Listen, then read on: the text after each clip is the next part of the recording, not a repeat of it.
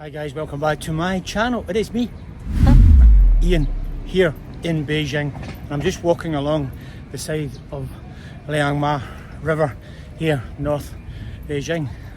It's hot. It's actually quite a fresh hot because we've had some rain, so it's not that humid, sweaty hot, but it is a beautiful blue sky day. The heat sometimes makes me grumpy, but something else is making me a little bit more grumpy or pissed off, as they say, and that is watching that guy King Charles, King of England, yesterday be crowned as the King of Scots. You know how much that irritates me, someone who believes in the idea of a republic, you know, like the way America is a republic and the way China is a republic. Yep, that's correct, China is a republic, and there's a whole lot of voting and support and system there to make sure you get good quality, very good quality politicians, so to speak. I might come back to some more comment in a little minute because I'm just going to enjoy this walk. Be back in a second. I need some drink of water.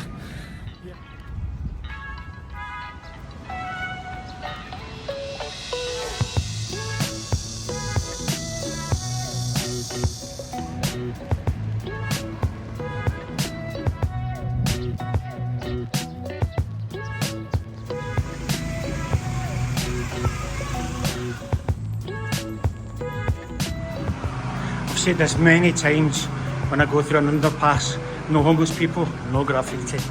It's refreshing.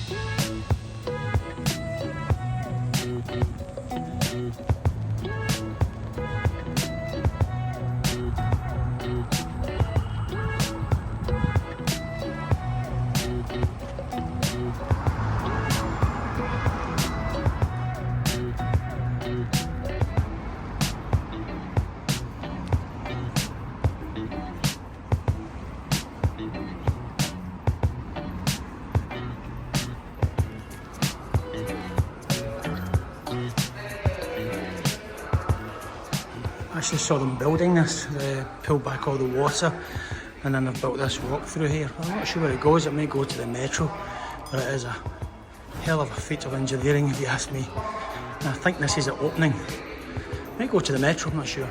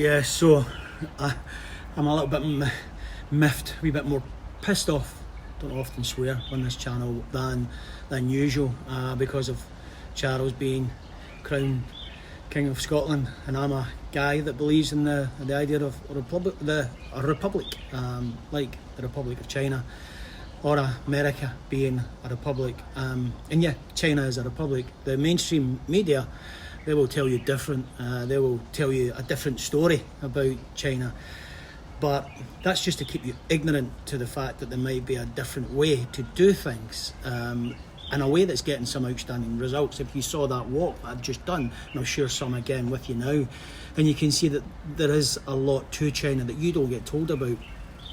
They'll go on about a lack of elections and stuff, which is really quite wrong, because there is a lot of elections that supports the political system here in China. So do your research, read up on it. That's what I suggest. But just for some comparison, let's talk about some other things, like, for instance, the current state of play in the UK. We've got a king that is unelected, and he's not very popular. More than half of the country actually are not into the monarchy. And despite what people might say about him not having any official power, he does have massive sway and influence and wealth. We also have a Prime Minister, and Sunak, that wasn't elected. We also have two ex-Prime Ministers that weren't elected, and some of them made appointments to the House of Lords, which is not an elected body. And if you look at the House of Lords, there's a lot of people in there that are hereditary peers, although the system was changed back in 1999 or something. But there's a lot of peerages there that are given through friendships and what we call cronyism. Probably screwing that word up, never great with my words, but yeah, that's really corrupt if you ask me. But I get it, because that's what elitism looks like, and I get that. There's always going to be an elite class, but it's hypocritical of criticising China and the system here, given the governance that I see in the UK. So I always get a little bit confused when I hear the criticism. I think, what? Have a look at yourself first. Also, in the heart of the system in the UK, there is a lot of people there, elected and unelected, that have no interest in supporting what's right for the people. And what I see here in China is a lot of population being invested in and being supported and growing under the government here. So I think what I've seen over the last 7 years is definitely representative of a government that's interested in supporting its people. I'm not sure I can say that about the UK or even America. And that's another conversation coming right up. It's hot. Some water.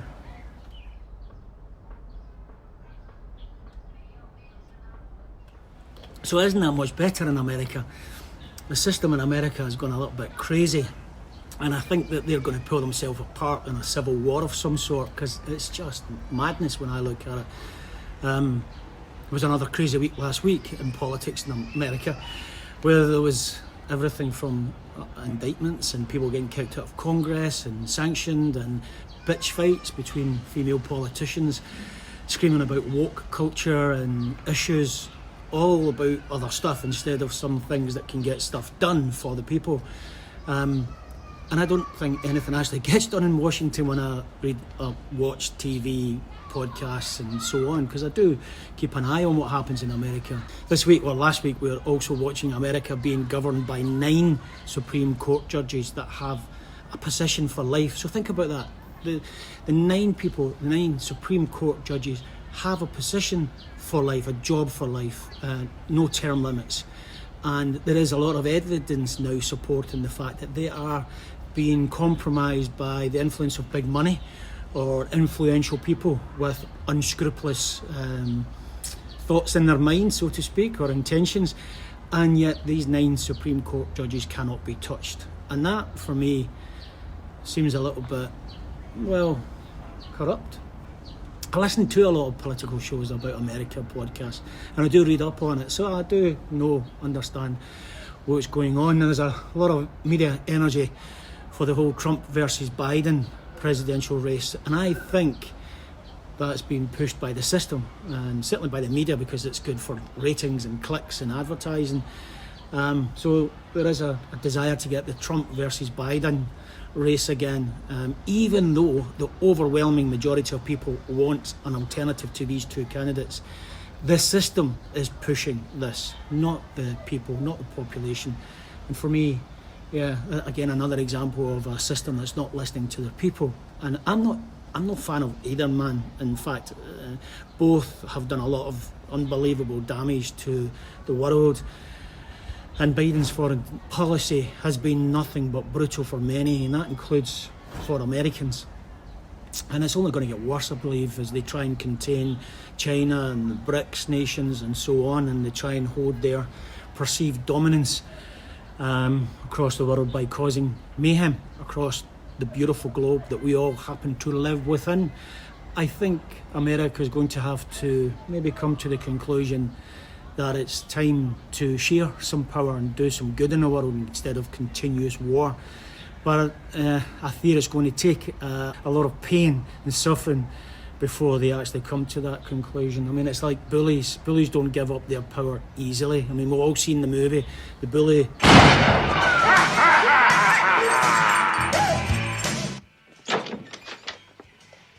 Guys, you have uninvited guests. I think you better come out and ask them to leave. Picking on the younger person, gets defeated, and then is left humbled, humiliated and beaten. Beg your pardon. You have a lovely home. Terribly sorry. Call me. We'll have lunch. Can we keep this between us?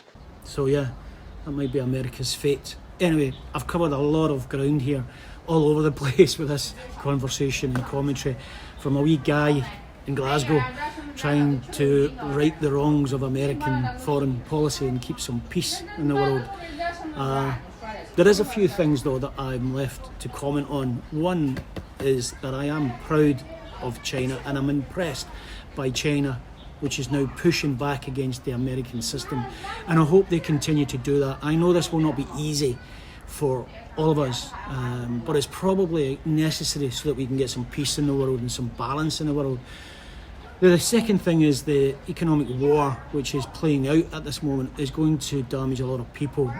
People will suffer. And I'm not talking about the wealthy. I mean, they're actually getting richer. Surprise, surprise. I'm talking about the everyday person who will see the cost of living squeeze them even further. I'm already feeling it here in China. I can see it. There's no denying it. And I could see it screaming at me when I was back in the UK. Everybody was complaining. The difference though in China is that people are savers here and they work within a family unit and they're very resourceful and they support the wider family group, so they have money. Whereas in America, for instance, 64% of the population are living paycheck to paycheck. 42% I think have less than $1,000 in the bank in savings. And Britain is just as bad, in fact equally as poor across the whole nation. And generally speaking, in Britain I think it's going to be worse because of Brexit, obviously. The last point then brings me back to Biden and Trump. I've asked myself a couple of times, who would I vote for if I was in America, given democracy and voting and the desire to vote. And think about that. You want to vote, but there's nothing worth voting for.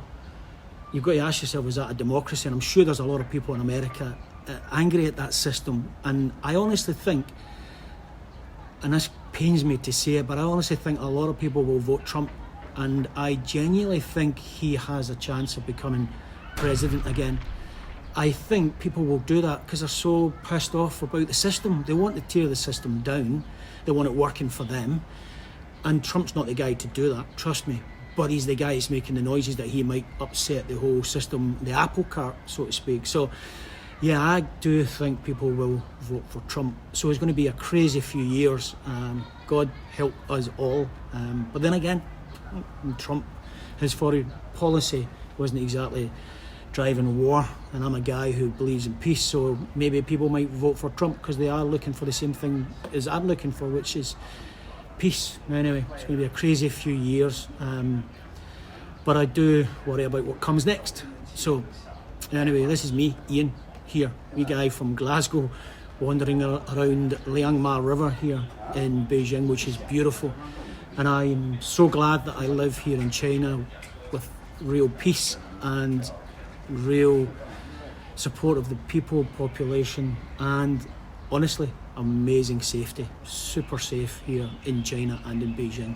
And there's a lot of other people talking on YouTube that will tell you the exact same as what I'm telling you, and go look at them. Anyway, as always, this is me, Ian, here in Beijing, saying the same to you as I always say, which is take care of yourself, take care of your family, friends, and take care of your community. This is me. Peace out. I'm going to go enjoy the sun. I've seen a lot of change, been through a lot of pain. Some things are not the same as they were a year ago, but all will be okay. I move on each and every day, The past is where it stays, way back a year ago.